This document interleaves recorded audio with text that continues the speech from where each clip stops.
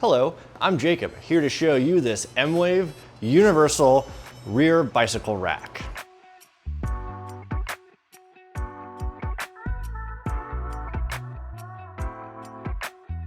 Of course, the first step of any proper assembly is laying out all of your parts, hardware, and required tools. Depending on the style of frame and mounting technique required to use this rack on your bike, you can need a 10mm, 8, and a 7mm boxed end wrench, as well as a 5, 4, and 3mm Allen key. First, you will want to identify your parts. We have our left side strut, my left, our right side strut, which will go on the right or drive side stay of the bike, and then the top fencing of the rack itself. So step one, we will take the left side strut and insert it onto the tabs, and you can see there is a slot for it to sit right down into. Give that a little tap. And for your reference, as we are going along, the back of the packaging does have the instructions.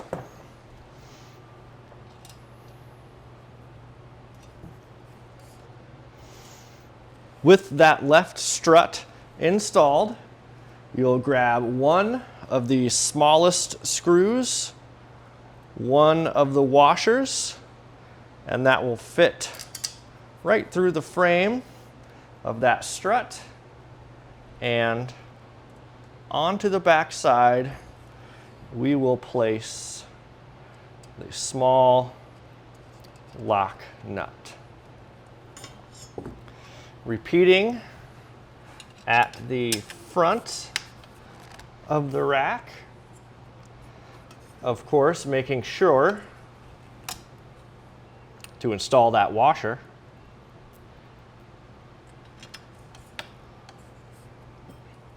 This one's being a little tricky.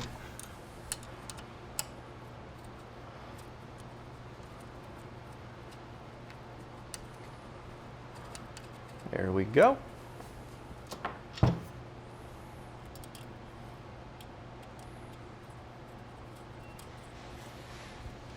Then we will take our wrench and Allen key and begin to tighten these fully.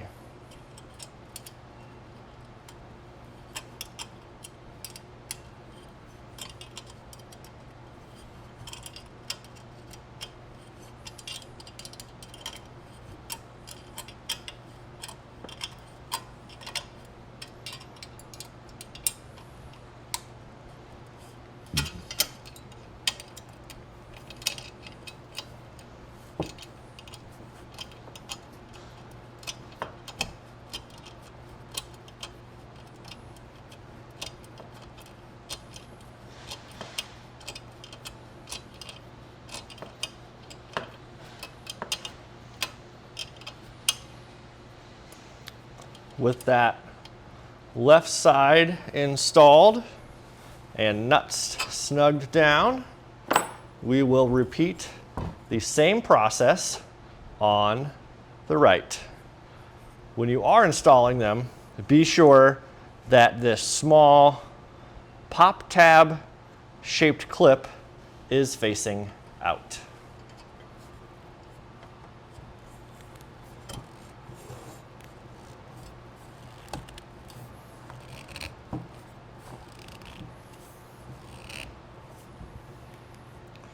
One screw, one washer,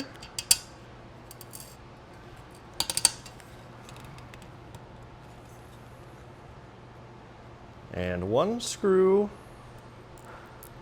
one washer.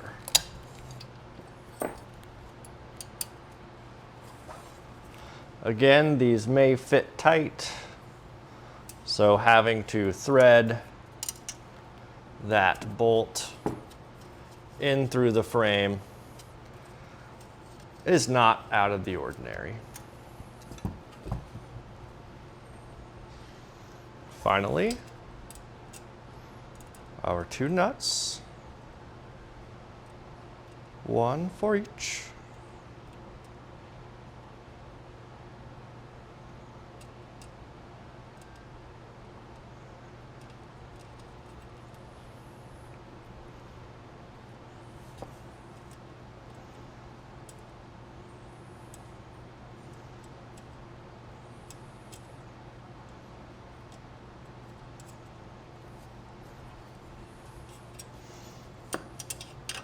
Then, with your 7mm, we will tighten that nut completely.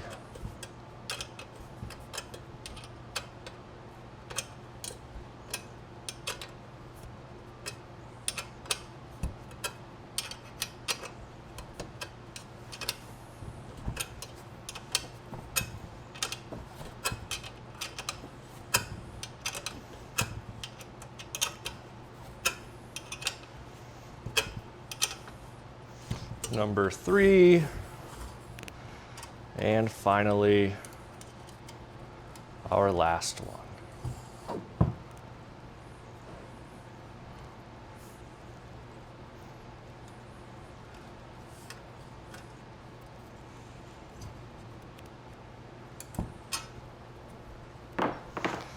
Now you can see our rack starting to take shape with both side struts, the top fencing, and you'll also notice the spring clip.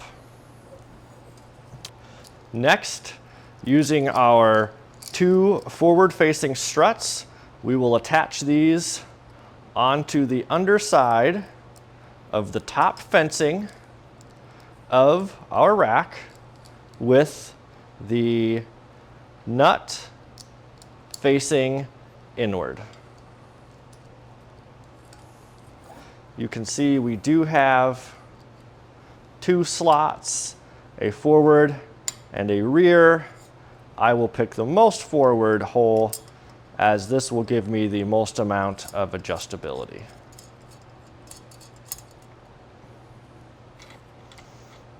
Next, take your second forward-facing strut, remove that screw from the top. We will then take this back underneath. This one, the screw will be facing out, or the nut rather, but we will match it on that forwardmost hole of the top rack fencing.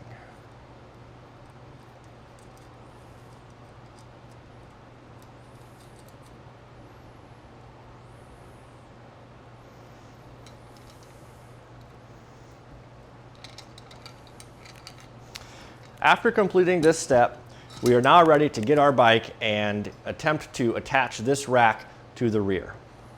Now that we have our bike ready for the rack install, we will hold the rack up in an attempt to mock up the fit and see what adjustments need to be made to further install our rack. As you can see, the lower portion of the side struts are fully adjustable with 1, 2, 3, 4, 5 different height settings.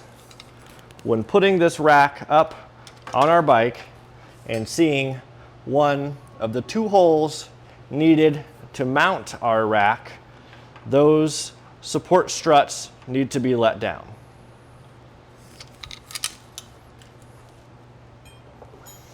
Using our 5mm Allen key, we will loosen these struts and adjust them so they are both at equal heights.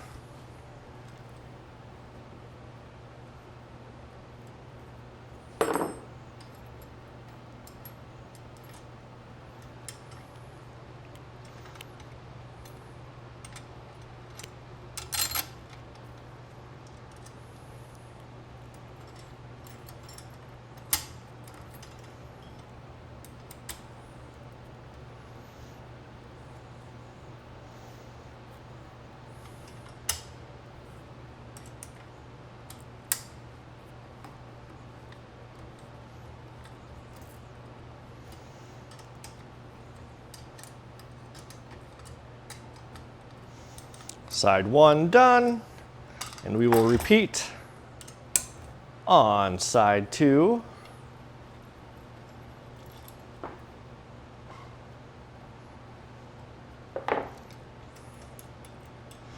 And again, ensure that you are moving the second one to the same height at which you moved the first.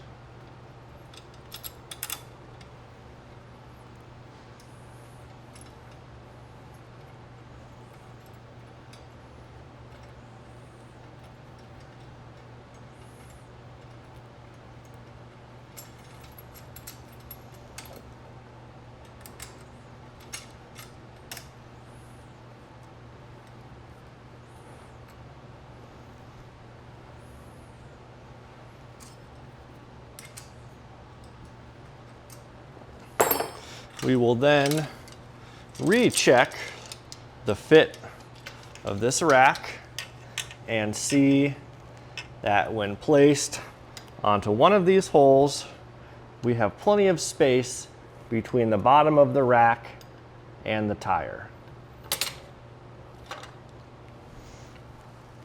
Using the 2 smaller screws, you will use one with a washer to fix the strut onto one of the threaded holes on the rear dropout of your frame. Now these screws can be tightened, but not fully, as we will still need to adjust the rack back and forth.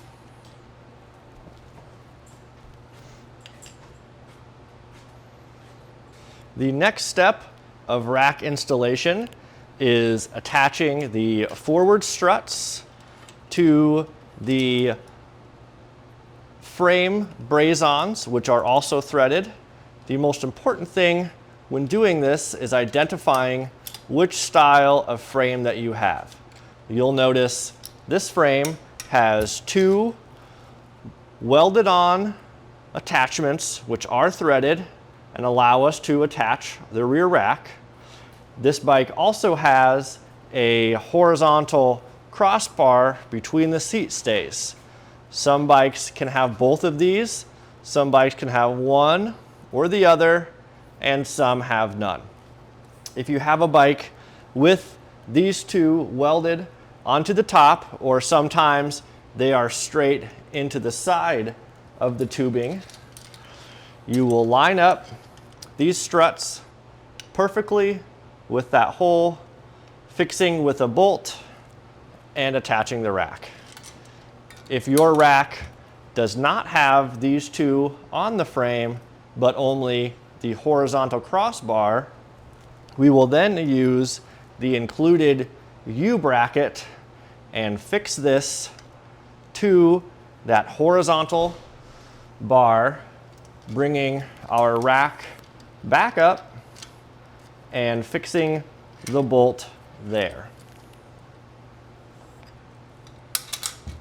And finally, if your frame has neither of these options, we also include 2 P-shaped clips which will go around your seat stay and again allow us to clamp our rack onto the frame. And now we will turn our attention to the front struts of the rack, and using the final 2 supplied bolts, we will take the struts, line them up with the frame attachments, and screw those right on.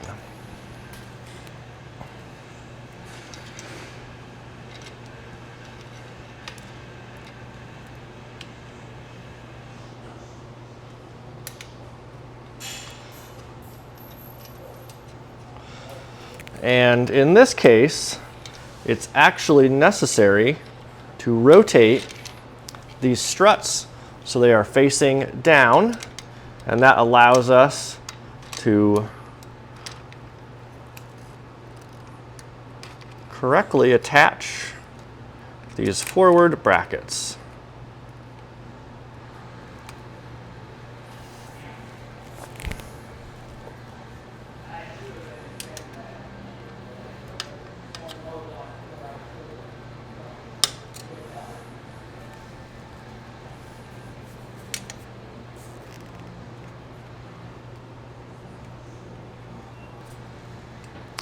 And so with those attached, we will then tap our fork forward or backward to ensure that it is parallel and level with the ground. Once that is done, we will make our way around the rack one final time and tighten all of the remaining hardware.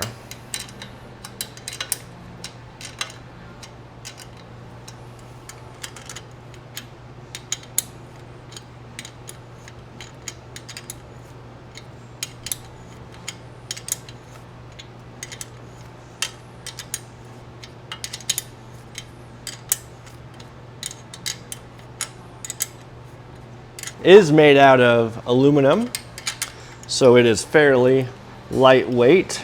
However, it does have a nice high capacity of up to 55 pounds per load on top.